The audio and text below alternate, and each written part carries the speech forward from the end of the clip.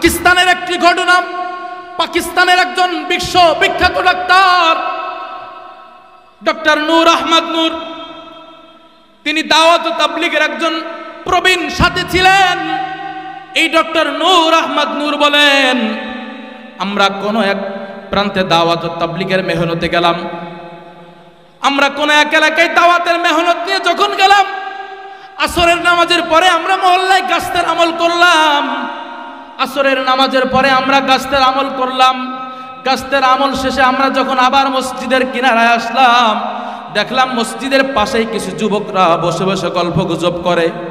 তাদের কাছে গেলাম, যে বললাম, ভাই আমরা অদূর থেকে এসেছি, আপনাদের মহল্লায় দাওয়াতের আমল নিয়ে এসেছি।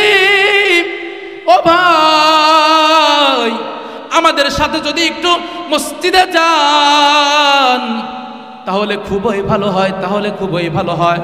যুবকগুলো বললেন, হুজুর মাগরিবের আজান খুবই সন্নিকটে, আপনারা চলে যান, আমরা মাগরিবের নামাজ জামাতের সাথে আদায় করে আপনাদের সাথে কিছু সময় দিব। দাওয়াতের সাথীগণ চলে গেলেন মসজিদে।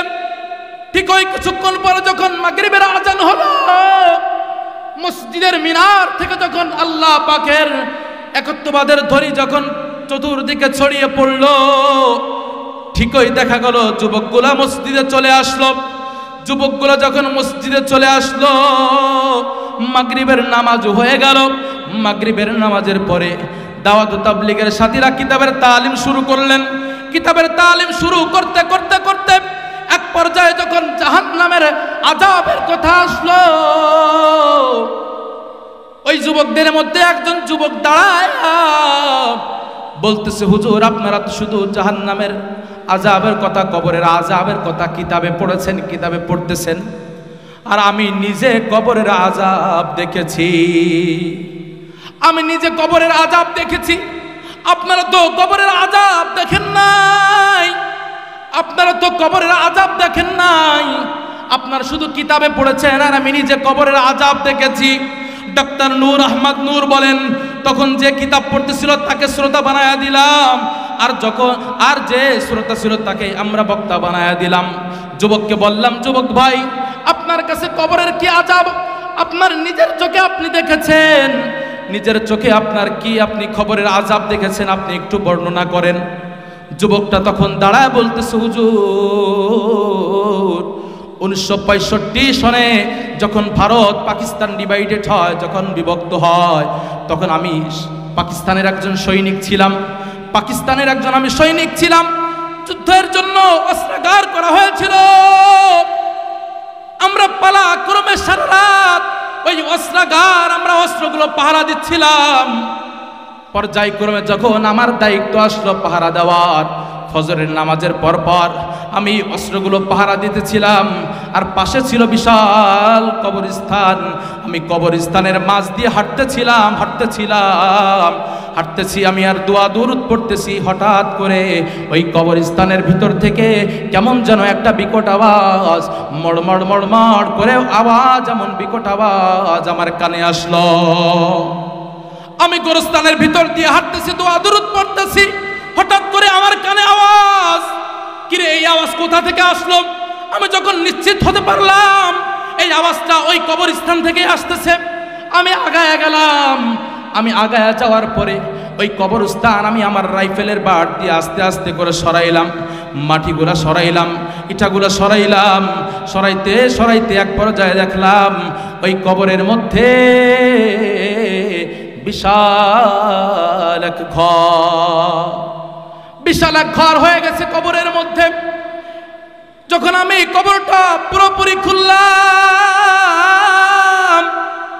কবরটা যখন পুরোপুরি আমার খোঁড়া শেষ হয়ে গেল, তখন আমি দেখতে পেলাম ওই কবরের মধ্যে একটা মানুষের হাড্ডি কঙ্কাল পড়ে আছে। ওই হাড্ডির মধ্যে কোনো গোস্ত নাই, কোনো গোস্ত নাই। তারপরে আমি দেখতে পারলাম ওই কবরের মধ্যে, আমি দেখতে পারলাম ইঁদুরের চেয়েও একটু বড় একটা প্রাণী, একটা জন্তু আমি দেখতে পেলাম। ইঁদুরের চেয়েও একটু বড়, ওই ইঁদুরের চেয়ে একটু বড় ওই জন্তুটা যখন ওই কঙ্কালের গায়ে যখন কামড় দেয়, ওই কঙ্কালের গায়ে যখন কামড় বসায়া দেয়, যখন কামড়টা বসায়া দেয়, পুরো কবরস্থানগুলা থর থর করে কাঁপা এমন অবস্থা হয়ে যায়, এমন আওয়াজ হয় যেমন মড়মড় মড়মড় মড়মড় করতেছে। মুসলমান ভাইয়েরা রে আমার, যুবক তখন বললেন, আমি আমার রাইফেলের বারটা ওই জন্তুর দিকে আমি নিরীক্ষ করলাম যে ওই জন্তুকে তো বাঁচায় রাখা যাবে না, ওই জন্তুকে তো বাঁচায় রাখা যাবে না। আমি যখন আমার রাইফেলের বাট ওই জন্তুর দিকে আমি নিরীক্ষ করলাম, মুহূর্তের মধ্যে ওই জন্তুটা হারায় গেল। আমি আবার চলে আসলাম, কিছুক্ষণ পরে আবার এমন আওয়াজ, আমি আবারও কবরস্থানের মধ্যে নামলাম, আমি আবারও কবরস্থানে গেলাম। ওই কবরের মধ্যে নেমে যখন আমি আমার রাইফেলের বাটটাকে আবার তাক করলাম, আবার জন্তুটা হারায় গেল। আমি আবার চলে আসলাম, আবার যখন চলে আসার পরে ওরকম বিকট আওয়াজ, আমি আবারও আমার রাইফেলের বাটকে তার দিকে নিরীক্ষ করলাম, তখন আবার চলে গেল। চতুর্থবার যখন আমি ওই জন্তুর দিকে আমার রাইফেলের বাটকে তাক করলাম, এইবার এমন ভাবে ওই জন্তুটা আমার দিকে তাকাইলো, কয়েকবার আমার দিকে রাঙ্গা রাঙ্গা চোখে তাকাইলো। ওই জন্তুর দিকে তাকায়া আমার অবস্থা এমনি কাহিল হয়ে গেল। আমি খুবই ভীত সন্ত্রস্ত হয়ে গেলাম, আমার নিজের ভিতরে ভয় ঢুকে গেছে। আমি ওইখান থেকে পালানো শুরু করলাম। আমি যখন কবরস্থান থেকে উঠে পালানো শুরু করলাম, পালানো যখন আমি শুরু করলাম, দেখা গেল কবরস্থানের মধ্যে থেকে ওই জন্তুটা উপরে উঠা আমাকে ধাওয়া করছে। কবরস্থানের মধ্যে উঠা ওই জন্তুটা আমাকে ধাওয়া করছে। ধাওয়া করতে করতে যখন আমি পিছনের দিকে তাকাইলাম, দেখলাম যে কত দূর পর্যন্ত আসছে বা আসতেছে কিনা আমি দেখার জন্য তাকাইলাম, দেখলাম ঠিক ওই জন্তুটা আমার পিছু ছাড়ে নাই। আমি জন্তুর হাত থেকে বাঁচার জন্য আমি তখন পুরাপুরি বুঝে গিয়েছি এর হাত থেকে বাঁচার আমার কোনো উপায় নাই, এর হাত থেকে বাঁচার আমার কোনো উপায় নাই। নিশ্চিত যদি এ আমাকে কামড় দেয় আমি শেষ হয়ে যাব। আমি বাঁচার জন্যই পাশে ছিল একটা খাল, ওই খালে ছিল হাঁটু সমান পানি। আমি ওই জন্তু থেকে বাঁচার জন্য খালের মধ্যে নামলাম, ওই পানির মধ্যে আমি নেমে গেলাম, পানির মধ্যে আমি নেমে গেলাম। আমি পানির মধ্যে নেমে যখন খাল একেবারে মাঝামাঝি পর্যায়ে আমি গেলাম, তখন আমি পিছন দিক আবার তাকাইলাম, জন্তুটার কি অবস্থা। আমি তো ভেবেছি জন্তুটা হয়তো পানির মধ্যে নামবে না, ছোট্ট একটা প্রাণী, ছোট্ট একটা জন্তু, ইঁদুরের চেয়েও হালকা একটু বড়। আমি যখন আবার তাকাইলাম, এইবার দেখলাম ওই জন্তুটা আমার দিকে আবার কয়েকবার রাঙ্গা রাঙ্গা চোখে তাকাইলো। রাঙ্গা রঙ্গ চোখে তাকাইয়া তার জিহ্বাটাকে কয়েক সেকেন্ডের জন্য পানিতে যখন ভিজাইলো, খিচুড়ি রান্না করলে যেমন পানিটা টকবাক করে, পানিটা যেমন উতলায় যায়, পানিটা যেমন গরম হয়ে যায়, বলে হুজুর আমি যখন ওই প্রাণীর দিকে তাকাইলাম, ওই প্রাণীটা যখন তার জিহ্বাকে কয়েক সেকেন্ডের জন্য পানিতে ভিজাইল, মুহূর্তের মধ্যে ওই খালের পুরো পানিটা উত্তপ্ত হয়ে গেল, একবার টকবক হয়ে গেল। আমি তখন হাউ মাউ করে চিৎকার করলাম, হাউ মাউ করে চিৎকার করার পরে যখন আমার সাথী সঙ্গীরা আমার আওয়াজটা শোনার পর তারা দৌড়ায় আসলো, তারা এসে আমাকে এইখান থেকে উঠাইলো। উঠানোর পরে হুজুর কি হয়েছে জানেন? যুবকটা কথা বলার পরই বলে, হুজুর দেখেন পায়ের থেকে কাপড়টা সরায় ফেললো। ডক্টর নূর আহমদ নূর বলেন, আমি তখন দেখলাম যুবকের পায়ের মধ্যে পট্টি বাঁধা। কথা বলতে না বলতেই যুবক তার পায়ের পট্টি খুলে ফেললো। পট্টিটা খোলার পরে এমন গন্ধ বের হয়ে গেল। তখন ডাক্তার নূর আহমদ নূর বলতেছেন, আমি তার দিকে তাকায়া দেখলাম এখনো ওই জায়গাটার মধ্যে, যেই জায়গাটা গরম পানির কারণে, উত্তপ্ত গরম পানির কারণে তার ওই পায়ের ওই অঙ্গ থেকে গোস্তগুলা খসে গেছে, গোস্তগুলো ঝরে গেছে, গোস্তগুলা পড়ে গেছে। আমি তাকায়া দেখলাম এখনো পর্যন্ত তার ওই অঙ্গে, তার ওই জায়গায় গোস্ত গজাই না। মুসলমান ভাইরা রে আমার, যুবকটা ডক্টর নূর আহমদ নূর দামাত বারকাতুহুম তিনি বলতেছেন, যুবকটা হাউমাউ করে তখন কান্না করতেছেন। তখন আমি বুঝতে পারলাম কবরের আযাবের কথা তো আমরা কোরআনে শুনেছি, কবরের আযাবের কথা তো আমরা হাদিসে পড়েছি, জাহান্নামের কবরের আযাব, জাহান্নামের আযাবের কথা তো আমরা কোরআন কিতাবে পড়েছি, কিন্তু সরাসরি তো কখনো দেখি নাই। ছোট্ট একটা প্রাণী হইয়া তার যদি এত ক্ষমতা হইতে পারে, ও মুসলমান আমার ভাইয়েরা, ও আমার এলাকার মা ও বোনেরা, ও আমার মা বোনেরা, আল্লাহ পাকের সাথে আজকে আমরা কত নাফরমানি করতেছি, আল্লাহ পাকের সাথে আজকে আমরা কত সীমালঙ্ঘন করতেছি, আজকে আল্লাহ পাকের হুকুম কত আমরা সীমালঙ্ঘন করতেছি, তার কোনো ঠিক নাই, তার কোনো ঠিক নাই। কবরের সামান্য আযাবের কথা বললাম, আল্লাহর রাসূল বলেন, ও উম্মতেরা রে, হাসিবু ক্বাবলা আন তুহাসিবু, আল্লাহ কর্তৃক তোমার কাছ থেকে কাল কিয়ামতের ময়দানে হিসাব নেওয়ার পূর্বে তুমি নিজেই তোমার হিসাবটাকে মিলায় নাও। তুমি দুনিয়াতে কি করতেছো? আল্লাহ পাক তোমাকে পাঠায় দিল দুনিয়ার মধ্যে ইবাদত বন্দেগী করার জন্য, তার দাসত্ব করার জন্য, আল্লাহর হুকুম আহকাম মেনে চলার জন্য। আজকে আল্লাহর হুকুম তুমি মানো না, আল্লাহর হুকুম তুমি আজকে মানতে পারো না, আল্লাহর হুকুম মতো তুমি আজকে জীবন যাপন পরিচালনা করতে পারো না, নবী আলাইহিস সালামের সুন্নাহ মোতাবেক তুমি আজকে জীবন যাপন পরিচালনা করতে পারো না। অথচ তুমি আল্লাহর একজন খাঁটি বান্দা দাবি করো, তুমি রাসূলের খাঁটি আশিক দাবি করো। ও উম্মতেরা রে, তোমরা যদি নিজেদেরকে খাঁটি মুসলমান হিসেবে দাবি করো, আল্লাহর হুকুমগুলো মেনে চলো, নবী আলাইহিস সালামের সুন্নাহ মোতাবেক জীবন যাপন করো। শায়ের কি বলেছেন জানেন? নকশে কদম নবী কে হে জান্নাত কি রাস্তে, আল্লাহ সে মিলাতে হে সুন্নত কি রাস্তে, নকশে কদম নবী কে হে জান্নাত কি রাস্তে। তুমি যদি আমার নবীর সাথে, তুমি যদি আল্লাহ পাকের সাথে, আল্লাহু আকবার, আল্লাহু আকবার, তুমি যদি জান্নাতে যাইতে চাও, তুমি যদি জান্নাতে যাইতে চাও, আল্লাহর বানানো জান্নাতে যদি তুমি যাইতে চাও, নকশে কদম নবী কে হে জান্নাত কি রাস্তে, নবীজির নকশে কদমের উপর তুমি চলা শুরু করে দাও। নবীজির নকশে কদমের উপরে চলতে হবে। নবী আলাইহিস সালাম আমাকে যেইভাবে গাইডলাইন করেছেন, যেইভাবে চলার কথা বলেছেন, যেইভাবে আমার জীবনকে পরিচালনা করার কথা বলেছেন, আমি সেইভাবে জীবন যাপন করব, সেইভাবে আমার জীবনকে আমি পরিচালনা করব। আল্লাহর রাসূল বলেছেন যে যদি তুমি আমি নবীর নকশা কদমের উপরে চলতে পারো, তাহলে আল্লাহর জান্নাতে যাওয়া তোমার জন্য সহজ হয়ে যাবে। চিৎকার জোরে বলে সুবহানাল্লাহ। আল্লাহ সে মিলাতে हैं সুন্নত কি রাস্তে। আর যদি আমার আল্লাহর সাথে যদি মিলতে চাও, আমার মালিকের সাথে যদি মিলতে চাও, আমার মালিকের সাথে যদি মিলতে চাও, নবীজির সুন্নাতের উপরে জীবন যাপন শুরু করে দাও। আবার শায়ের বলেন, আগার খুশি চাহতে হো, তুমি যদি আনন্দের জীবন চাও, তুমি যদি দৈনন্দিন জীবনে আনন্দ চাও, সুখ চাও, अगर खुशी चाहते हो तो वक्त पर इबादत करो, वक्त पर इबादत करो, तुम समय मतो इबादत करो।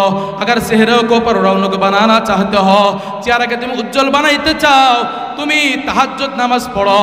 अगर सुकून चाहते हो, तुम जो शांति चाओ तो रोज कुरान पढ़ो। যদি আমি শান্তি চাই, যদি সংসারের মধ্যে শান্তি চাই, সমস্ত কিছুর মধ্যে যদি আমি শান্তি চাই, শায়ের বলেন আগার সুকুন চাহতে হো তো রোজ কুরআন পড়ো, তুমি প্রতিদিন কুরআনুল কারীম তিলাওয়াত করো। কুরআনুল কারীম শিক্ষা দেওয়া হয় কোথায় জোরে বলেন? আর জোরে বলেন না, কুরআন শিক্ষা দেওয়া হয় কোথায়? আরো জোরে বলেন, কুরআন শিক্ষা দেওয়া হয় কোথায়?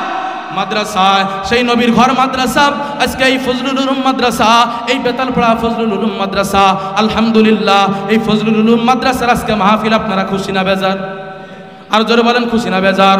তাহলে খুশি যদি হয়ে থাকেন, আকাশ বাতাস একেবারে প্রকম্পিত করে মালিকের একবার শুকরিয়া আদায় করি আলহামদুলিল্লাহ। প্রধান অতিথি এদেশের লক্ষ কোটি যুবকের হৃদয়ের স্পন্দন, আন্তর্জাতিক খ্যাতি সম্পন্ন মুফাসসির কুরআন, খতিবুল উম্মাহ হযরতুল আল্লামা মাওলানা হাফিজুর রহমান সিদ্দিক ওয়াকাটা দামাত বারাকাতুহুম দূর দূরান্ত থেকে উপস্থিত হয়েছেন আল্লাহ পাকের আশিকিন, জাকিরিন, মুহিব্বিন, মুরব্বিয়ান, আওয়াম, কলিজার টুকরা আমার সমবয়সী যুবক ভাই, পর্দার অন্তরালে অবস্থানরত শ্রদ্ধা সম্মানিত মা ও বোনেরা, আল্লাহ পাক রব্বুল আলামিনের দরবারে অসংখ্য শুকর ও সুজুদ যে আল্লাহ পাক রব্বুল আলামিন আজ পর্যন্ত আমাদেরকে হায়াতে বাঁচিয়ে রেখে, দিল দিমাগ মন মস্তিষ্ক ভালো রেখে আজকে কোরআনের এই মজমায় আমাদেরকে আসার বসার, কিছু কথা বলা ও শোনার তৌফিক দান করেছেন। এর জন্য সেই মহান মালিক রব্বুল আলামিনের দরবারে শুকরিয়া আদায় করি। সকলে উচ্চ কণ্ঠে বলি আলহামদুলিল্লাহ। দীর্ঘদিন পরে এই এলাকায় এত বড় একটি প্রোগ্রাম হচ্ছে, আলহামদুলিল্লাহ। কুরআনী মজমার এত দাম, এই দ্বীনি মাহফিলের এত দাম আমরা অনেকে জানি না। চরমনার মরহুম পীর সাহেব হুজুর রহমতুল্লাহ আলাই তিনি বলতেন, কোনো আল্লাহর বান্দা যদি কোনো দ্বীনি মাহফিলে যায়, কোরআনী কোনো মজলিসে যায়, শুরু থেকে শেষ পর্যন্ত যদি মাহফিলে উপস্থিত থাকে, কোরআনী বয়ান যদি সে শ্রবণ করে, তাহলে তার আমল নামায় 50 লক্ষ নেকির কম লেখা হতেই পারে না। জোরে বলেন সুবহানাল্লাহ। খতিবুল উম্মাহ হযরত কুয়াকাটা হুজুর দামাত বারাকাতুহুম অল্প সময়ের মধ্যে ইনশাআল্লাহ আমাদের মাঝে আগমন করবেন। যারা এখনো পর্যন্ত রাস্তাঘাট, দোকানপাট, হাট বাজারে আপনারা বিভিন্ন জায়গায় ঘোরাফেরা করতেছেন, মেহরবানি করে আপনারা ইনশাআল্লাহ প্রত্যেকেই মাহফিলের ময়দানে ইনশাআল্লাহ উপস্থিত হয়ে যান। মুহতারাম হাজিরিন, কথা লম্বা করার বেশি সময় আমার হাতে নাই। আমি কোরআনুল করিমের একখানা আয়াতে করিমা এবং রাসূল আরবি সাল্লাল্লাহু আলাইহি ওয়াসাল্লামের অসংখ্য আহাদিসে মুবারাকা থেকে একটি হাদিসে করিমা তিলাওয়াত করেছি। সংক্ষিপ্ত সময়ে উল্লেখিত আয়াতে কারিমা ও হাদিস শরীফ থেকে আপনাদের সামনে কিছু আলোচনা করার চেষ্টা করব ইনশাআল্লাহ। যারা মাহফিলের প্যান্ডেলের আপনারা ইনশাআল্লাহ বসেছেন, এক সাইড দিয়ে যারা বসেছেন, মেহরবানি করে দ্বীনি মাহফিল সুন্দর ও সাফল্যমণ্ডিত করবার জন্যে আপনারা ইনশাআল্লাহ এক সাইডে না থেকে মেহরবানি করে স্টেজের সামনে ইনশাআল্লাহ চলে আসেন। আমরা কেউ নিজেদের সামনে ফাঁকা রাখবো না। দ্বীনি মাহফিল, কোরআনী মাহফিল নিজেদের সামনে আমরা ইনশাআল্লাহ কাউকে, শয়তানকে আমরা বসতে দিব না। হাদিস শরীফের মধ্যে এসেছে, আমরা যদি কোরআনী কোনো মজমায়, হাদিসের মজমায় যদি আমরা বসি, মাঝখানে যদি ফাঁকা জায়গা রেখে দিই, ওই মাঝখানে বসে হলো ইবলিস শয়তান। আমাদের ইবলিস শয়তান কে বসে? ইবলিস শয়তান। এজন্য এই জান্নাতি বাগানে, কোরআনী মজমায় আমরা ইবলিস শয়তানকে কি জায়গা দিব বলেন? আমরা জায়গা দিব না। এই জন্য মেহরবানি করে আমরা প্রত্যেকে ইনশাআল্লাহ একেবারে সামনে আগায় চলে আসি, সামনে ইনশাআল্লাহ আগায় চলে আসি। আলহামদুলিল্লাহ। মুহতারাম হাজিরিন, কোরআনুল করিম থেকে একখানা আয়াতে কারিমা তিলাওয়াত করেছিলাম। এই দুনিয়ার জিন্দেগিতে আল্লাহ তাআলা আমাদেরকে পাঠিয়েছেন, আমাদেরকে অনর্থক পাঠিয়েছেন, খামাকা পাঠিয়েছেন, খামাকা পাঠাই নাই। অনর্থক আমাদেরকে পাঠাই নাই, আমাদেরকে একটা উদ্দেশ্য নিয়ে আল্লাহ পাক পরওয়ারদিগার আলম আমাদেরকে এই দুনিয়াতে পাঠিয়েছেন। কথা বলেন ঠিক কি ঠিক না? এই জন্য এই কুরআনী মাহফিল, এই ওয়াজ মাহফিল কেন হয়? এই কুরআনী মাহফিল কেন হয়? আল্লাহ রসুল সাল্লাল্লাহু আলাইহি ওয়াসাল্লামের জমানায় আল্লাহ তাআলা তার হাবিবকে বললেন, ও আমার প্যারা হাবিব, তুমি সাহাবাই কেরামদেরকে ডাকো, তুমি বারবার আলোচনা করো, মুজাকারা করো। বারবার আলোচনা করার মাধ্যমে, দ্বীনি আলোচনা করার মাধ্যমে, কোরআনী আলোচনা করার মাধ্যমে কি হয়? আল্লাহ পাক রব্বুল আলামিন বলেন, ওয়াযাক্কির ফাইন্না যিকরা তানফাউল মুমিনিন। বারবার আলোচনা করার দ্বারা, বারবার দ্বীনি মুজাকারা করার দ্বারা মুমিনদের ফায়দা হয়। কাদের ফায়দা হয় বলেন? মুমিন। মুমিন কারা? যারা ঈমান আনয়ন করেছে, যারা আল্লাহর উপর বিশ্বাস স্থাপন করেছে, তাদেরকে মুমিন বলা হয়। তো তো আল্লাহ তাআলা তার প্যারা হাবিবকে বললেন, ও আমার প্যারা হাবিব, তুমি সাহাবাই কেরামদেরকে ডাকো, উম্মতদেরকে ডাকো, বারবার দ্বীনে মুযাকারা করো, বারবার কুরআনী আলোচনা করো। বারবার কুরআনী আলোচনা করার দ্বারা, দ্বীনে মুযাকারা করার দ্বারা কাদের ফায়দা হবে? ইমানদারদের ফায়দা হবে। কাদের ফায়দা হবে জোরে বলেন? যারা ইমানদার যারা, তাদের ফায়দা হবে। ইমানদার কাকে বলা হয়? যারা আল্লাহকে না দেখে আল্লাহকে এক আল্লাহ বলে স্বীকার করেছে, যারা নবীকে না দেখে নবীর উপরে কালিমা পড়ে, যারা রাসূল আরবী সাল্লাল্লাহু আলাইহি ওয়াসাল্লামকে আল্লাহ পাকের শেষ বান্দা ও রাসূল হিসাবে স্বীকার করেছে, যারা জান্নাত না দেখে জান্নাতকে বিশ্বাস করেছে, যারা জাহান্নামকে না দেখে জাহান্নামকে তারা মনে প্রাণে বিশ্বাস করেছে, যারা আখিরাতকে না দেখে যারা মনে প্রাণে বিশ্বাস করেছে, যারা ফুলসিরাত না দেখে ফুলসিরাতকে যারা মনে প্রাণে বিশ্বাস করেছে, যারা হাউজে কাউসার না দেখে যারা মনে প্রাণে হাউজে কাউসারকে বিশ্বাস করেছে, কিয়ামত দিবসকে বিশ্বাস করেছে, কিয়ামত দিবসের বিচার আলাইকে বিশ্বাস করেছে, আল্লাহ পাক রব্বুল আলামিন তাদের সম্পর্কে বলেছেন, যারা ঈমান আনবে এবং যারা নেক আমল করবে, সৎ কাজ করবে, তাদের ব্যাপারে রব্বে কায়নাত ঘোষণা করেছেন তাদের জন্য জান্নাত। জোরে বলেন সুবহানাল্লাহ। আমরা যারা এখানে ময়দানে উপস্থিত হয়েছি, আমরা নিজেদেরকে তো ঈমানদার দাবি করি। কথা বলেন ঠিক কি ঠিক না? আমরা নিজেদেরকে কি দাবি করি? ঈমানদার দাবি করি। আমরা নিজেদেরকে পাক্কা সাচ্চা একজন ঈমানদার দাবি করি। আল্লাহ পাক পরওয়ারদিগার আলম কুরআনে হাকিমে ডাক দিয়ে বললেন, হে বিশ্ববাসী মুমিনগণ, হে ঈমানদারেরা, তোমরা মুসলমান না হয়ে মৃত্যুবরণ করিও না। তোমরা মুসলমান না হয়ে মৃত্যুবরণ করিও না। ঈমানদারদেরকে ডাক দিলেন। কাদেরকে ডাক দিলেন বলেন?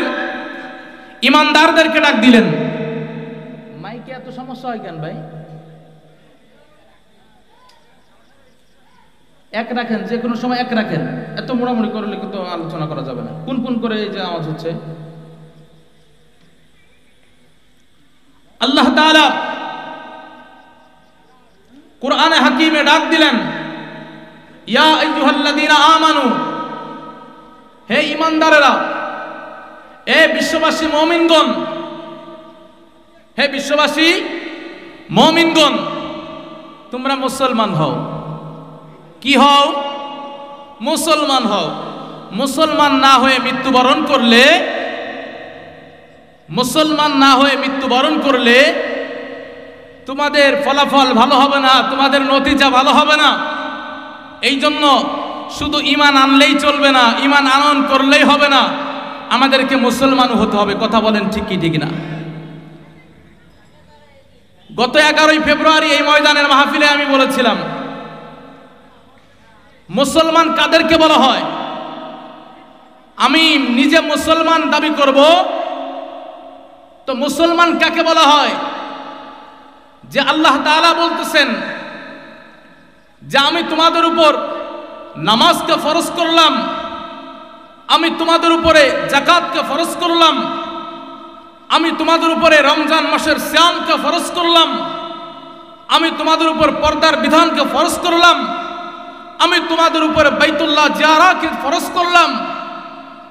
এই সব কিছু যে আমি আল্লাহ তাআলা তোমাদেরকে ফরজ করলাম, হুকুম দিলাম, যারা মুসলমান হবে, যারা নিজেদেরকে মুসলমান দাবি করবে, তারা নির্দ্বিধায় আল্লাহ পাকের হুকুমকে তারা মাথা পেতে মেনে নিবে। কথা বলেন ঠিক কি ঠিক না? কিন্তু আমাদের সমাজে দেখা যায়, আমি নিজেকে পাক্কা ছাচ্চা মুসলমান দাবি করি, নামাজ পড়ি না। নিজেকে একজন পাক্কা ছাচ্চা আমি মুসলমান দাবি করি, কিন্তু রোজা আমি আদায় করি না। নিজেকে আমি পাক্কা ছাচ্চা মুসলমান দাবি করি, কিন্তু পর্দার বিধান আমি পালন করি না। নিজেকে আমি পাক্কা ছাচ্চা মুসলমান দাবি করি, আমি অনেক বড় একজন পাক্কা চাচ্চা মুসলমান দাবি করি, নেশাব পরিমাণ মালের মালিক হওয়ার পরেও আমি বাইতুল্লাহ জিয়ারত করি না, বাইতুল্লাহকে আমি জিয়ারত করি না। আমি নিসাব পরিমাণ মালের মালিক হওয়ার পরেও আমি যাকাত দেই না। কথা বলেন ঠিক কি ঠিক না? অডেল অডেল সম্পদ, অডেল অডেল সম্পদ, জমি জমার অভাব নাই, সম্পদ সম্পত্তির অভাব নাই, তারপরেও যাকাত দিতে চায় না, আল্লাহর পবিত্র ঘর বাইতুল্লাহ জিয়ারত করতে চায় না। বলে ভাই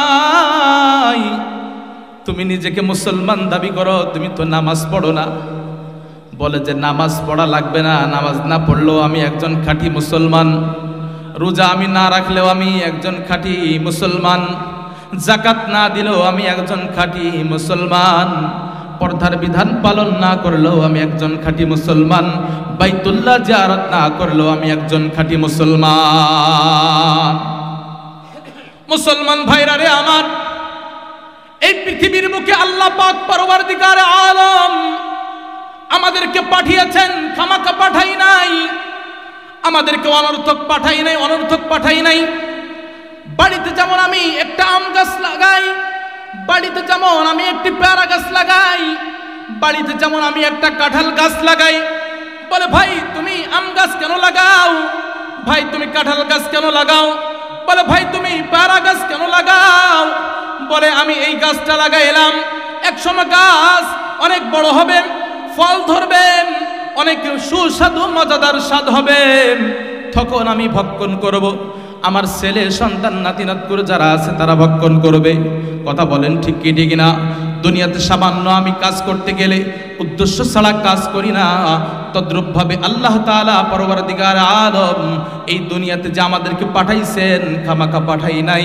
আল্লাহ পাক রব্বুল আলামিন কুরআনুল কারীমের মধ্যে ঘোষণা করেছেন, মা খলাকতুল জিন্না ওয়াল ইনসা ইল্লা লিয়াবুদুন। শায়ের বলেন, মা খলাকতুল জিন্না ওয়াল ইনসা বিখা, মা খলাকতুল জিন্না ওয়াল ইনসা বিখা জুজ ইবাদত নিস্তে মাকসুদে আজ জাহা। শায়ের বলেন, আমি যখন কুরআনুল কারীমের ওই আয়াতে কারিমা তিলাওয়াত করি, মা খলাকতুল জিন্না ওয়াল ইনসা ইল্লা লিয়াবুদুন, আমি যখন কুরআনুল কারীমের এই আয়াতে কারিমা তিলাওয়াত করি, তখন আমি বুঝতে পারছি আমার রব, আমার আল্লাহ, আমার মহান মালিক, আমার প্রতিপালক আল্লাহ আমাকে খামাখা পাঠাই নাই, আমাকে অনর্থক দুনিয়াতে পাঠাই নাই। আল্লাহ পাক রব্বুল আলামিন আমাকে পাঠিয়েছেন। কেন পাঠিয়েছেন? আল্লাহ পাক বলেন, ইল্লা লিয়াবুদুন, একমাত্র আমি আল্লাহর ইবাদত করার জন্য। জোরে বলেন মুসলমান, কার ইবাদত করার জন্য? জোরে বলেন না, কার ইবাদত করার জন্য? সকলে শাহাদাত আঙ্গুল উঁচু করে বলি না, কার ইবাদত করার জন্য? আল্লাহ। ওই আল্লাহ কি? ও মেরে রব হে, মেরে সব হে, মেরে পালনে वाला है, ओ मेरे दिल में हिदायत का बती जलने वाला है, ओ मेरे रब है, मेरे सब है, मेरे पलने वाला है, ओ मेरे दिल में हिदायत का बती जलने वाला है। ওই রবকে, আল্লাহ রবকে, জোরে বলেন রবকে, আল্লাহ রব আল্লাহ। যখন আল্লাহ তাআলা আমাকে আমার মায়ের রেহেমের মধ্যে সৃষ্টি করলেন, আল্লাহ তাআলা যখন আমাকে মায়ের রেহেমের মধ্যে বানানো শুরু করলেন, আমাকে যখন তৈরি করা শুরু করলেন, তখন আল্লাহ তাআলা ওই মায়ের রেহেমের মধ্যে আমার রিজিকের ব্যবস্থা করেছেন। কথা বলেন ঠিক কি ঠিক না? মায়ের রেহেমের মধ্যে আমার রিজিকের ব্যবস্থা করেছেন। মায়ের রেহেমের মধ্যে কিভাবে আমি থাকবো আমার মালিক সেই ব্যবস্থা করেছেন। দুনিয়াতে আসার পরে আমি মাকে মা বলে ডাকতে পারি না, মাকে মা বলে ডাকতে পারি না। মা আমার ক্ষুধা লেগেছে তুমি খাবার দাও, মাকে মা বলে ডাকার ক্ষমতা আমার নাই, মাকে মা বলে ডাকার ক্ষমতা আমার নাই। কিন্তু ওই মায়ের নাড়ির সাথে সন্তানের একটা সংযোগ আমার আল্লাহ করে দিয়েছেন। সন্তান যখন কান্না করে উঠে, মা তখন বুঝতে পারে আমার সন্তানের এখন ক্ষুধা লেগেছে। সন্তান যখন কান্না করে উঠে মা তখন বুঝতে পারে ওর এখন ঘুম লেগেছে। সন্তান যখন কান্না করে উঠে তখন মা বুঝতে পারে আমার সন্তানের নিশ্চয়ই কোনো সমস্যা হয়েছে। ও মুসলমান আমার ভাইয়েরা, যেই রব আমাকে আমার মায়ের পেটের মধ্যে লালন পালন করেছেন, যেই রব আমাকে দুনিয়াতে আসার পরও লালন পালন করতেছেন, সেই রবের ইবাদত তো আমরা কেউ করতেছি না। আল্লাহ পাক নামাজ ফরজ করলেন, রোজা ফরজ করলেন, যাকাত দেওয়াকে ফরজ করলেন, সব কিছুকে আল্লাহ পাক ফরজ করলেন। তদ্রূপ ভাবে আল্লাহ তাআলা পর্দার বিধানকে আমাদের উপর ফরজ করেছেন। কথা বলেন ঠিক কি ঠিক না? পর্দার বিধানকে আল্লাহ তাআলা ফরজ করেছেন, অথচ আমাদের সমাজে আমরা আজকে পর্দার এই ফরজ বিধানকে আমরা আজকে জ্বলন্ত জবাই দিতেছি। পর্দার বিধানকে আমরা আজকে জবাই দিয়া আজকে আমরা আল্লাহ পাকের এই ফরজ বিধানকে অস্বীকার করতেছি। কথা বলেন ঠিক কি ঠিক না? আজকে আমাদের বাড়ি ঘরে পর্দা নাই, মা বোনদের মধ্যে পর্দা নাই, পুরুষদের মধ্যে পর্দা নাই। বলে পর্দা আবার কি জিনিস, এটা আবার কোন জগতের হালুয়া? অত্র অঞ্চলে পর্দা কি জিনিস এটা বুঝে না।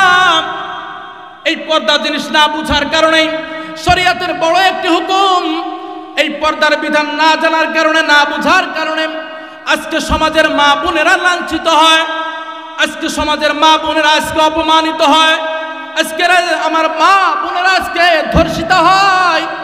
এই পর্দার বিধানকে আজকে জ্বলিত দেওয়ার জন্য আজকে মাঠে ময়দানে একদল নারী কমিশনের নামে একদল উলঙ্গ বেহাপনা বেশ্যা দল আজকে নিজেদের অধিকার আদায় করার জন্য মাথায় কাপড় নাই, পেটে কাপড় নাই, পাছায় কাপড় নাই, এরা আজকে নারীদের অধিকার আদায়ের জন্য মাঠে ময়দানে নেমেছে। কথা বলেন ঠিক কি ঠিক না? আজকে নারীদের অধিকার আদায় করার জন্য এই 25-এর বাংলায়, 24-এর বাংলায়, এই 24 সালে আইসা, 24 সালের পরে 25 সালে আইসা নারীদের অধিকার আদায় করার জন্য মাঠে নামতে হবে কেন? নারীদেরকে মাঠে নামাতে হবে কেন? এই নারীদের অধিকার ইসলাম কি দিয়েছে? নারীদের অধিকার কোরআন কি দিয়েছে? এই নারীদের অধিকার রাসূল আরবি সাল্লাল্লাহু আলাইহি ওয়াসাল্লাম কি দিয়েছেন? এটা আমরা না জানার কারণে, না বোঝার কারণে আজকে আমরা পর্দার বিধানকে আজকে আমরা জবাই দিয়া আজকে আমরা বাংলাদেশের রাজধানী সহ বিভিন্ন জেলা শহরে আজকে আমরা নারীদের অধিকার আদায় করার জন্য আজকে মাঠে ময়দানে নামতেছে। কথা বলেন ঠিক কি ঠিক না? পর্দা কি জিনিস বুঝে না। পর্দা না থাকার কারণে, পর্দা না করার কারণে, শরীয়তের বিধান না মানার কারণে আজকে আমার মা ধর্ষিত হয়, আজকে আমার বোন ধর্ষিত হয়। ও মুসলমান ভাইরা, ও মুরব্বী বাপজানেরা, দিলের কান দিয়ে শ্রবণ করেন, দিলের কান দিয়ে শ্রবণ করেন। আল্লাহ তাআলা পরওয়ারদিগারে আলম কুরআনুল কারীমের মধ্যে ইরশাদ করেছেন, ইয়া আইয়ুহাল্লাযীনা আমানু কু আনফুসাকুম ওয়া আহলিকুম নারা। আল্লাহ পাক রব্বুল আলামিন ডাক দিয়ে বললেন, কু আনফুসাকুম ওয়া আহলিকুম নারা, তুমি নিজে জাহান্নামের আগুন থেকে বাঁচো, ওয়া আহলিকুম নারা, এবং তোমার আহাল পরিবারের যারা সদস্য আছে তাদেরকে তোমরা জাহান্নামের আগুন থেকে বাঁচাও। নিজেদেরকে জাহান্নামের আগুন থেকে বাঁচার কথা বলছেন, এরপরে জাহান্নামের আগুন থেকে আহাল পরিবারের সদস্য যারা আছে তাদেরকে বাঁচাইতে বলছেন। কথা বলেন ঠিক কি ঠিক না? এখন আমরা জাহান্নাম থেকে বাঁচার জন্য কি কাজ করতেছি? জাহান্নাম থেকে বাঁচার জন্য আমরা কি কাজ করতেছি? আল্লাহ পাক রব্বুল আলামিন আমাদেরকে যে বললেন জাহান্নাম থেকে নিজে বাঁচো, আহাল পরিবারের সদস্যদেরকে জাহান্নামের আগুন থেকে বাঁচাও। আজকে আমি নিজেই তো জাহান্নামের আগুন থেকে বাঁচতে পারি নাই, তো আমার আহাল পরিবারের সদস্য যারা আছে তাদেরকে কিভাবে আমি জাহান্নামের আগুন থেকে বাঁচাবো? মুসলমান ভাইরা রে আমার, এই জন্য যারা আসছেন দিলের কান দিয়ে শুনবেন, মাইকের আওয়াজ যতদূর পর্যন্ত যায় দিলের কান দিয়ে শ্রবণ করবেন, কথাগুলো দিলের কান দিয়ে শ্রবণ করবেন।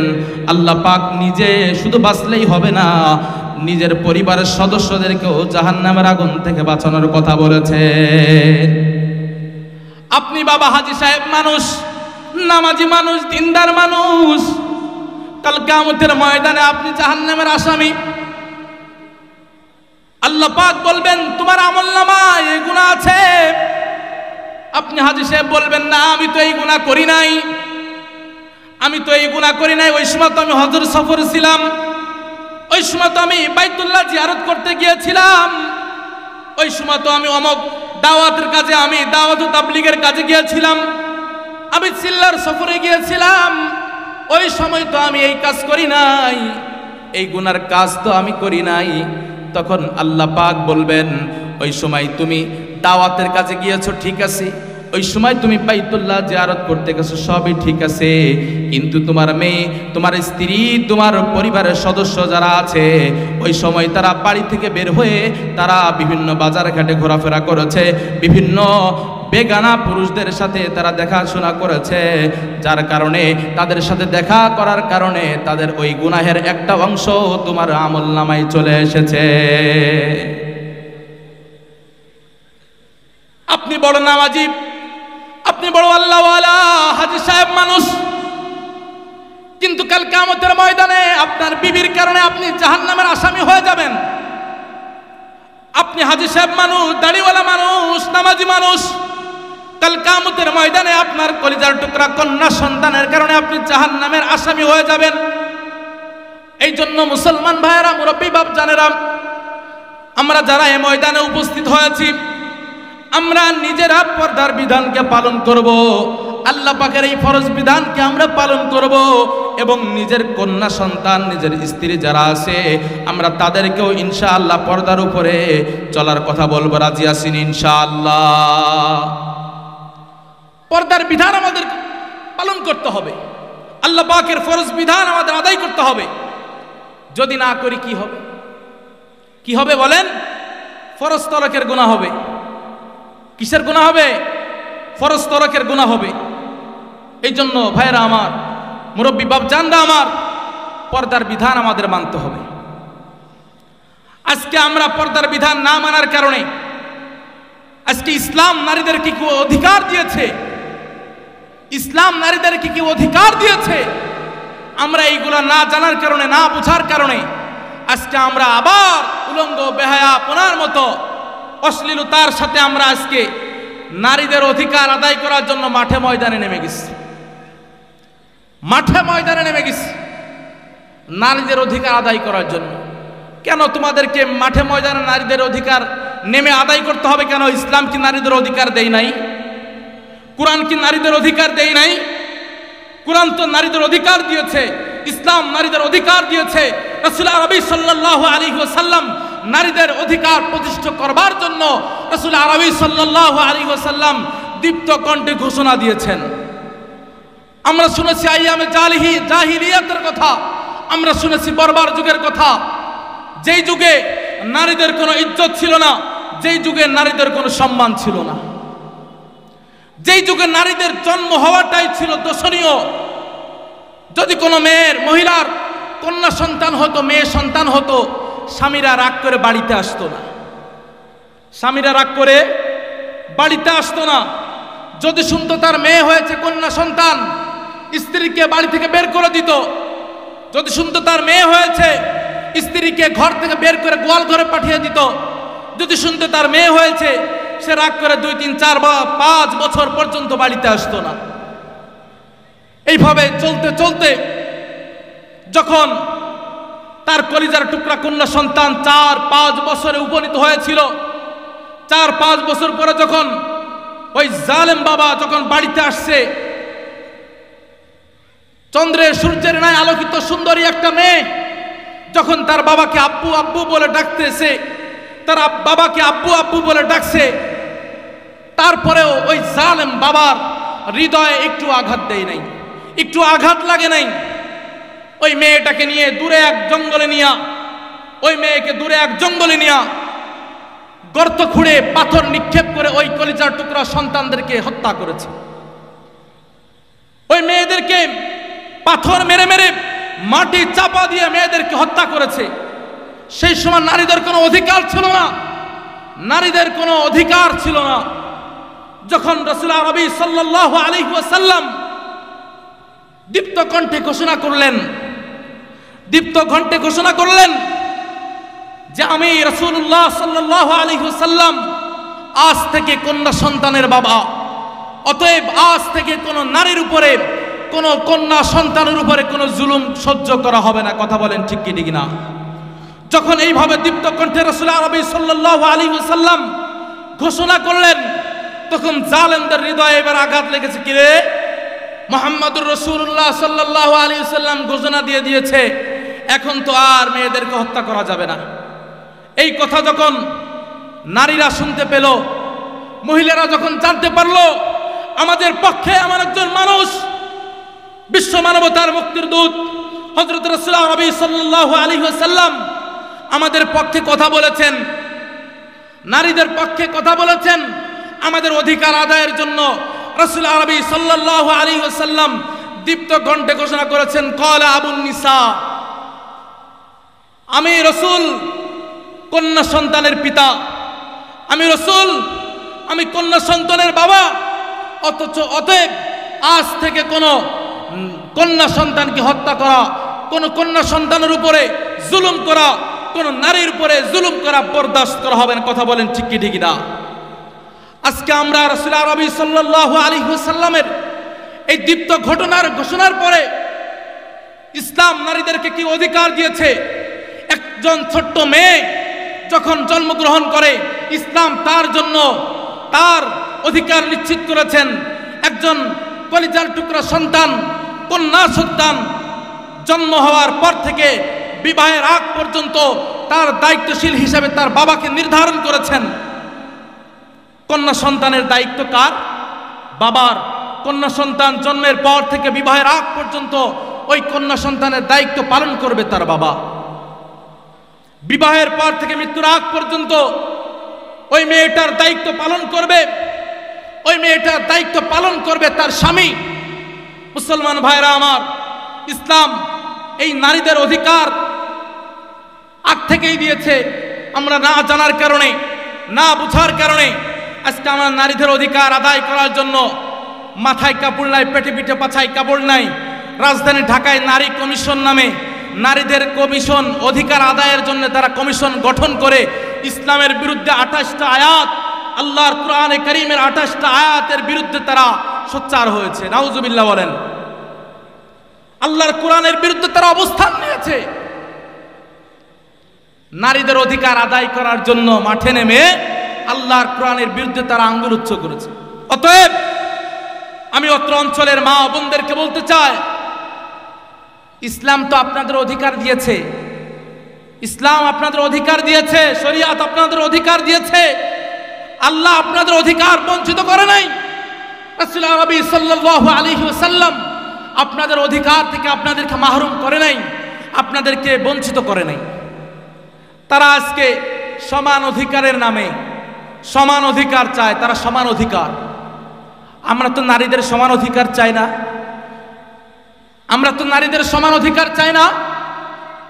ইসলাম নারীদেরকে অগ্রাধিকার দিয়েছে। ইসলাম নারীদেরকে কি দিয়েছে বলেন? অগ্রাধিকার দিয়েছে। ইসলাম নারীদেরকে ন্যায্য অধিকার দিয়েছে। সমান অধিকারের কথা বলে তোমরা কি বলতে চাও? সমান অধিকারের কথা বলে তোমরা কি বলতে চাও?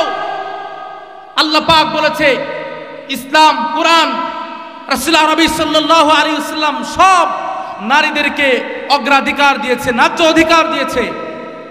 তোমাদের আল্লাহর এই দেওয়া অধিকার তোমাদের ভালো লাগে না? রাসূলের দেওয়া অধিকার তোমাদের ভালো লাগে না? তোমাদের ভালো না লেগে তোমরা আজকে নতুন কি করতে চাও? স্পষ্ট ভাষায় বলতে চায়, যারা বিগত সময়ে ইসলামের বিরুদ্ধে আঙ্গুল তুলেছে, বিগত সময়ে যারা কোরআনের বিরুদ্ধে আঙ্গুল তুলেছে, যেই হাত কোরআনের বিরুদ্ধে উচ্চারিত হয়েছে ওই হাত ধ্বংস হয়ে গেছে। কথা বলেন ঠিক কি ঠিক না? কোরআনের বিরুদ্ধে যে আঙ্গুল উঠবে ওই আঙ্গুল তসতাস হয়ে যাবে। কোরআনের বিরুদ্ধে যে হাত উঠবে ওই হাত তসতাস হয়ে যাবে, ওই হাত টিকবে না। কথা বলেন ঠিক কি ঠিক না? ভাইরা আমার, পর্দার অন্তরালের মা ও বোনেরা আমার, ইসলাম আপনাদের অধিকার দিয়েছে। আপনাদেরকে অধিকার দিয়েছে। শিশু অবস্থায় একজন নারীর কি অধিকার ইসলাম নিশ্চিত করেছে। বিবাহের পরে আপনার কি অধিকার ইসলাম এটাও সুনিশ্চিত করেছে। আপনি একজন মা হবেন, আপনি কন্যা সন্তানের বাবা হবেন, সন্তানের মা হবেন, মা হওয়ার পরেও আপনার কি অধিকার ইসলাম সেটাও নিশ্চিত করেছে। অতএব আমাদের দরকার, আল্লাহ পাক রব্বুল আলামিন আমাদেরকে যেইভাবে চলার কথা বলেছেন, যেইভাবে আমাদেরকে জীবন বিধান দিয়েছেন, কোরআন যেভাবে আমাদেরকে গাইডলাইন করেছেন, এই কোরআন এই গাইডলাইন আমাদেরকে মেনে চলতে হবে। কথা বলেন ঠিক কি ঠিক না? কোরআনের গাইডলাইনের বাইরে যাওয়ার কোনো সুযোগ আমাদের আছে? কথা বলেন, কোরআনের বাইরে যাওয়ার কোনো সুযোগ আমাদের আছে? কোরআনের বাইরে গেলে ঠিকানা হবে জাহান্নাম। কোরআনের বাইরে গেলে ঠিকানা কি হবে বলেন? জাহান্নাম। কি হবে বলেন? জাহান্নাম। জাহান্নাম কি আমরা কেউ দেখেছি? কথা বলেন, জাহান্নাম কি কেউ আমরা দেখেছি? আমরা কেউ জাহান্নাম দেখি নাই। জাহান্নামের শাস্তি কি হবে জানেন? জাহান্নামের শাস্তি কত ভয়াবহ জানেন? শুধু শুনেছেন, উলামায়ে কেরামের কাছ থেকে, উলামায়ে কেরামের জবানে আপনারা শুনেছেন। যদি নেক আমল যদি নিয়ে কবরে না যান, ওই অন্ধকার কবরের মাটি, দুই পাশের মাটি এমন জোরে চাপ দিবে, এমন জোরে চাপ দিবে, এক পাঁজরের হাড্ডি আর এক পাঁজরের সাথে লেগে যাবে।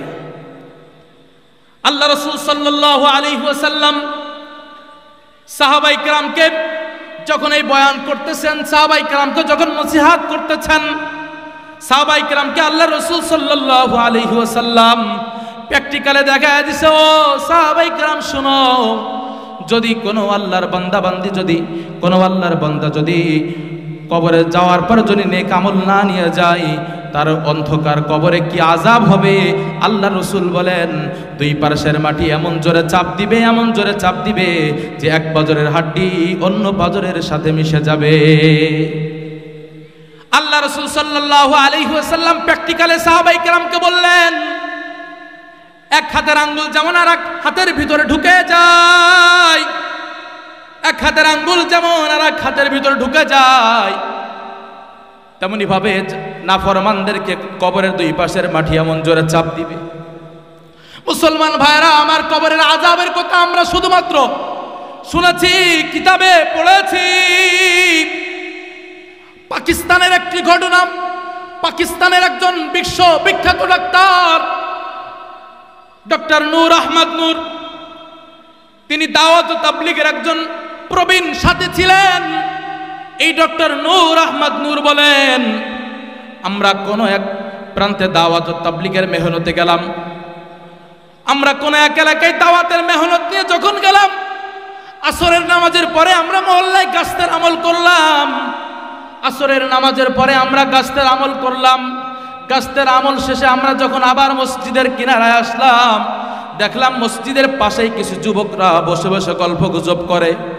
তাদের কাছে গেলাম, যে বললাম, ভাই আমরা অদূর থেকে এসেছি, আপনাদের মহল্লায় দাওয়াতের আমল নিয়ে এসেছি। ও ভাই, আমাদের সাথে যদি একটু মসজিদে যান তাহলে খুবই ভালো হয়, তাহলে খুবই ভালো হয়। যুবকগুলো বললেন, হুজুর মাগরিবের আজান খুবই সন্নিকটে, আপনারা চলে যান, আমরা মাগরিবের নামাজ জামাতের সাথে আদায় করে আপনাদের সাথে কিছু সময় দিব। দাওয়াতের সাথীগণ চলে গেলেন মসজিদে। ঠিক ওই কিছুক্ষণ পরে যখন মাগরিবের আজান হলো, মসজিদের মিনার থেকে যখন আল্লাহ পাকের একত্ববাদের ধ্বনি যখন চতুর্দিকে ছড়িয়ে পড়ল, ঠিকই দেখা গেল যুবকগুলা মসজিদে চলে আসলো। যুবকগুলো যখন মসজিদে চলে আসলো, মাগরিবের নামাজ হয়ে গেল। মাগরিবের নামাজের পরে দাওয়াত ও তাবলীগের সাথীরা কিতাবের তালিম শুরু করলেন। কিতাবের তালিম শুরু করতে করতে করতে এক পর্যায়ে যখন জাহান্নামের আযাবের কথা আসলো, ওই যুবকদের মধ্যে একজন যুবক দাঁড়ায় বলতেছে, হুজুর আপনারা তো শুধু জাহান্নামের আযাবের কথা, কবরের আযাবের কথা কিতাবে পড়েছেন, কিতাবে পড়তেছেন, আর আমি নিজে কবরের আযাব দেখেছি। আমি নিজে কবরের আযাব দেখেছি। আপনারা তো কবরের আযাব দেখেন নাই, আপনারা তো কবরের আযাব দেখেন নাই, আপনারা শুধু কিতাবে পড়েছেন, আর আমি নিজে কবরের আযাব দেখেছি। ডক্টর নূর আহমদ নূর বলেন, তখন যে কিতাব পড়তেছিল তাকে শ্রোতা বানায়া দিলাম, আর যে শ্রোতা ছিল তাকে আমরা বক্তা বানায়া দিলাম। যুবককে বললাম, যুবক ভাই, আপনার কাছে কবরের কি আযাব আপনার নিজের চোখে আপনি দেখেছেন? নিজের চোখে আপনার কি আপনি খবরের আযাব দেখেছেন? আপনি একটু বর্ণনা করেন। যুবকটা তখন দাঁড়ায় বলতেছে, হুজুর 1965 সনে যখন ভারত পাকিস্তান ডিভাইডেড হয়, যখন বিভক্ত হয়, তখন আমি পাকিস্তানের একজন সৈনিক ছিলাম। যুদ্ধের জন্য অস্ত্রাগার করা হয়েছিল। আমরা পালাক্রমে সারা রাত ওই অস্ত্রাগার, আমরা অস্ত্রগুলো পাহারা দিচ্ছিলাম। পর্যায়ক্রমে যখন আমার দায়িত্ব আসলো পাহারা দেওয়ার, ফজরের নামাজের পরপর আমি অস্ত্রগুলো পাহারা দিতেছিলাম, আর পাশে ছিল বিশাল কবরস্থান। আমি কবরস্থানের মাঝ দিয়ে হাঁটতেছি আমি, আর দোয়া দুরূদ পড়তেছি। হঠাৎ করে ওই কবরস্থানের ভিতর থেকে কেমন যেন একটা বিকট আওয়াজ, মড়মড় মড়মড় করে আওয়াজ, এমন বিকট আওয়াজ আমার কানে আসলো। আমি কবরস্থানের ভিতর দিয়ে হাঁটতেছি, দোয়া দুরূদ পড়তেছি, হঠাৎ করে আমার কানে আওয়াজ। কিরে, এই আওয়াজ কোথা থেকে আসলো? আমি যখন নিশ্চিত হতে পারলাম এই আওয়াজটা ওই কবরস্থান থেকে আসতেছে, আমি আগায়া গেলাম। আমি আগায়া যাওয়ার পরে ওই কবরস্থান আমি আমার রাইফেলের বাট দিয়ে আস্তে আস্তে করে সরাইলাম, মাটিগুলা সরাইলাম, ইটাগুলা সরাইলাম। সরাইতে এক পর্যায়ে দেখলাম ওই কবরের মধ্যে বিশাল এক ঘর হয়ে গেছে কবরের মধ্যে। যখন আমি কবরটা পুরোপুরি খুললাম, কবরটা যখন পুরোপুরি আমার খোঁড়া শেষ হয়ে গেল, তখন আমি দেখতে পেলাম ওই কবরের মধ্যে একটা মানুষের হাড্ডি কঙ্কাল পড়ে আছে। ওই হাড্ডির মধ্যে কোনো গোস্ত নাই। তারপরে আমি দেখতে পারলাম ওই কবরের মধ্যে ইঁদুরের চেয়েও একটু বড় একটা প্রাণী, একটা জন্তু আমি দেখতে পেলাম। ইঁদুরের চেয়েও একটু বড়, ওই ইঁদুরের চেয়ে একটু বড় ওই জন্তুটা যখন ওই কঙ্কালের গায়ে যখন কামড় দেয়, ওই কঙ্কালের গায়ে যখন কামড় বসায়া দেয়, যখন কামড়টা বসায়া দেয়, পুরো কবরস্থানগুলো থর থর করে কাঁপা এমন অবস্থা হয়ে যায়, এমন আওয়াজ হয় যেমন মড়মড় করতেছে। মুসলমান ভাইয়েরা রে আমার, যুবক তখন বললেন, আমি আমার রাইফেলের বাটটা ওই জন্তুর দিকে আমি নিরীক্ষ করলাম যে ওই জন্তুকে তো বাঁচায় রাখা যাবে না, আমি যখন আমার রাইফেলের বাট ওই জন্তুর দিকে আমি নিরীক্ষ করলাম, মুহূর্তের মধ্যে ওই জন্তুটা হারায় গেল। আমি আবার চলে আসলাম, কিছুক্ষণ পরে আবার এমন আওয়াজ। আমি আবারও কবরস্থানের মধ্যে নামলাম, আমি আবারও কবরস্থানে গেলাম। ওই কবরের মধ্যে নেমে যখন আমি আমার রাইফেলের বাটটাকে আবার তাক করলাম, আবার জন্তুটা হারায় গেল। আমি আবার চলে আসলাম, আবার যখন চলে আসার পরে ওরকম বিকট আওয়াজ, আমি আবারও আমার রাইফেলের বাটকে তার দিকে নিরীক্ষ করলাম, তখন আবার চলে গেল। চতুর্থবার যখন আমি ওই জন্তুর দিকে আমার রাইফেলের বাটকে তাক করলাম, এইবার এমন ভাবে ওই জন্তুটা আমার দিকে তাকাইলো, কয়েকবার আমার দিকে রাঙ্গা চোখে তাকাইলো। ওই জন্তুর দিকে তাকায়া আমার অবস্থা এমনি কাহিল হয়ে গেল। আমি খুবই ভীত সন্ত্রস্ত হয়ে গেলাম, আমার নিজের ভিতরে ভয় ঢুকে গেছে। আমি ওইখান থেকে পালানো শুরু করলাম। আমি যখন কবরস্থান থেকে উঠে পালানো যখন আমি শুরু করলাম, দেখা গেল কবরস্থানের মধ্যে থেকে ওই জন্তুটা উপরে উঠা আমাকে ধাওয়া করছে। কবরস্থানের মধ্যে উঠা ওই জন্তুটা আমাকে ধাওয়া করছে। ধাওয়া করতে করতে যখন আমি পিছনের দিকে তাকাইলাম, দেখলাম যে কত দূর পর্যন্ত আসছে বা আসতেছে কিনা আমি দেখার জন্য তাকাইলাম। দেখলাম ঠিক ওই জন্তুটা আমার পিছু ছাড়ে নাই। আমি জন্তুর হাত থেকে বাঁচার জন্য আমি তখন পুরাপুরি বুঝে গিয়েছি এর হাত থেকে বাঁচার আমার কোনো উপায় নাই, নিশ্চিত যদি এ আমাকে কামড় দেয় আমি শেষ হয়ে যাব। আমি বাঁচার জন্যই পাশে ছিল একটা খাল, ওই খালে ছিল হাঁটু সমান পানি। আমি ওই জন্তু থেকে বাঁচার জন্য খালের মধ্যে নামলাম, ওই পানির মধ্যে আমি নেমে গেলাম, পানির মধ্যে আমি নেমে গেলাম। আমি পানির মধ্যে নেমে যখন খাল একেবারে মাঝামাঝি পর্যায়ে আমি গেলাম, তখন আমি পিছন দিক আবার তাকাইলাম, জন্তুটার কি অবস্থা। আমি তো ভেবেছি জন্তুটা হয়তো পানির মধ্যে নামবে না, ছোট্ট একটা প্রাণী, ছোট্ট একটা জন্তু, ইঁদুরের চেয়েও হালকা একটু বড়। আমি যখন আবার তাকাইলাম, এইবার দেখলাম ওই জন্তুটা আমার দিকে আবার কয়েকবার রাঙ্গা রাঙ্গা চোখে তাকাইলো। রাঙ্গা রঙ্গ চোখে তাকাইয়া তার জিহ্বাটাকে কয়েক সেকেন্ডের জন্য পানিতে যখন ভিজাইলো, খিচুড়ি রান্না করলে যেমন পানিটা টকবাক টকবাক করে, পানিটা যেমন উতলায় যায়, পানিটা যেমন গরম হয়ে যায়, বলে হুজুর আমি যখন ওই প্রাণীর দিকে তাকাইলাম, ওই প্রাণীটা যখন তার জিহ্বাকে কয়েক সেকেন্ডের জন্য পানিতে ভিজাইল, মুহূর্তের মধ্যে ওই খালের পুরো পানিটা, ওই খালের পুরো পানিটা উত্তপ্ত হয়ে গেল, একবার টকবক হয়ে গেল। আমি তখন হাউ মাউ করে চিৎকার করলাম, হাউ মাউ করে চিৎকার করলাম, হাউ মাউ করে চিৎকার করার পরে যখন আমার সাথী সঙ্গীরা আমার আওয়াজটা শোনার পর তারা দৌড়ায় আসলো, তারা এসে আমাকে এইখান থেকে উঠাইলো। উঠানোর পরে হুজুর কি হয়েছে জানেন? যুবকটা কথা বলার পরই বলে, হুজুর দেখেন পায়ের থেকে কাপড়টা সরায় ফেললো। ডক্টর নূর আহমদ নূর বলেন, আমি তখন দেখলাম যুবকের পায়ের মধ্যে পট্টি বাঁধা। কথা বলতে না বলতেই যুবক তার পায়ের পট্টি খুলে ফেললো। পট্টিটা খোলার পরে এমন গন্ধ বের হয়ে গেল।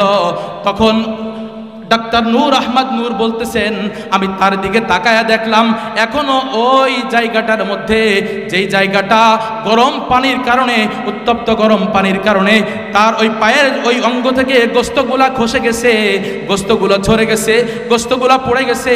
আমি তাকায়া দেখলাম এখনো পর্যন্ত তার ওই অঙ্গে, তার ওই জায়গায় গোস্ত গজাই না। মুসলমান ভাইরা রে আমার, যুবকটা ডক্টর নূর আহমদ নূর দামাত বারকাতুহুম তিনি বলতেছেন, যুবকটা হাউ মাউ করে তখন কান্না করতেছেন। তখন আমি বুঝতে পারলাম কবরের আযাবের কথা তো আমরা কোরআনে শুনেছি, কবরের আযাবের কথা তো আমরা হাদিসে পড়েছি, জাহান্নামের কবরের আযাব, জাহান্নামের আযাবের কথা তো আমরা কোরআন কিতাবে পড়েছি, কিন্তু সরাসরি তো কখনো দেখি নাই। ছোট্ট একটা প্রাণী হইয়া তার যদি এত ক্ষমতা হইতে পারে, ও মুসলমান আমার ভাইয়েরা, ও আমার এলাকার মা ও বোনেরা, ও আমার মা বোনেরা, আল্লাহ পাকের সাথে আজকে আমরা কত নাফরমানি করতেছি, আল্লাহ পাকের সাথে আজকে আমরা কত সীমালঙ্ঘন করতেছি, আজকে আল্লাহ পাকের হুকুম কত আমরা সীমালঙ্ঘন করতেছি, তার কোনো ঠিক নাই, তার কোনো ঠিক নাই। কবরের সামান্য আযাবের কথা বললাম, আল্লাহর রাসূল বলেন, ও উম্মতেরা রে, হাসিবু ক্বাবলা আন তুহাসিবু, আল্লাহ কর্তৃক তোমার কাছ থেকে কাল কিয়ামতের ময়দানে হিসাব নেওয়ার পূর্বে তুমি নিজেই তোমার হিসাবটাকে মিলায় নাও। তুমি দুনিয়াতে কি করতেছো? আল্লাহ পাক তোমাকে পাঠায় দিল দুনিয়ার মধ্যে ইবাদত বন্দেগী করার জন্য, তার দাসত্ব করার জন্য, আল্লাহর হুকুম আহকাম মেনে চলার জন্য। আজকে আল্লাহর হুকুম তুমি মানো না, আল্লাহর হুকুম তুমি আজকে মানতে পারো না, আল্লাহর হুকুম মতো তুমি আজকে জীবন যাপন পরিচালনা করতে পারো না, নবী আলাইহিস সালামের সুন্নাহ মোতাবেক তুমি আজকে জীবন যাপন পরিচালনা করতে পারো না। অথচ তুমি আল্লাহর একজন খাঁটি বান্দা দাবি করো, তুমি রাসূলের খাঁটি আশিক দাবি করো। ও উম্মতেরা রে, তোমরা যদি নিজেদেরকে খাঁটি মুসলমান হিসেবে দাবি করো, আল্লাহর হুকুমগুলো মেনে চলো, নবী আলাইহিস সালামের সুন্নাহ মোতাবেক জীবন যাপন করো। শায়ের কি বলেছেন জানেন? নকশে কদম নবী কে হে জান্নাত কি রাস্তে, আল্লাহ সে মিলাতে হে সুন্নত কি রাস্তে, নকশে কদম নবী কে হে জান্নাত কি রাস্তে। তুমি যদি আমার নবীর সাথে, তুমি যদি আল্লাহ পাকের সাথে, আল্লাহু আকবার, আল্লাহু আকবার, তুমি যদি জান্নাতে যাইতে চাও, তুমি যদি জান্নাতে যাইতে চাও, আল্লাহর বানানো জান্নাতে যদি তুমি যাইতে চাও, নকশে কদম कदम नबी के है जन्नत की रास्ते নবীজির নকশে কদমের উপর তুমি চলা শুরু করে দাও নবীজির নকশে কদমের উপর চলতে হবে নবী আলাইহিস সালাম আমাকে যেইভাবে গাইডলাইন করেছেন যেইভাবে চলার কথা বলেছেন যেইভাবে আমার জীবনকে পরিচালনা করার কথা বলেছেন আমি সেইভাবে জীবন যাপন করব সেইভাবে আমার জীবনকে আমি পরিচালনা করব আল্লাহর রাসূল বলেছেন যে যদি তুমি আমি নবীর নকশা কদমের উপর চলতে পারো তাহলে আল্লাহর জান্নাতে যাওয়া তোমার জন্য সহজ হয়ে যাবে চিৎকার জোরে বলে সুবহানাল্লাহ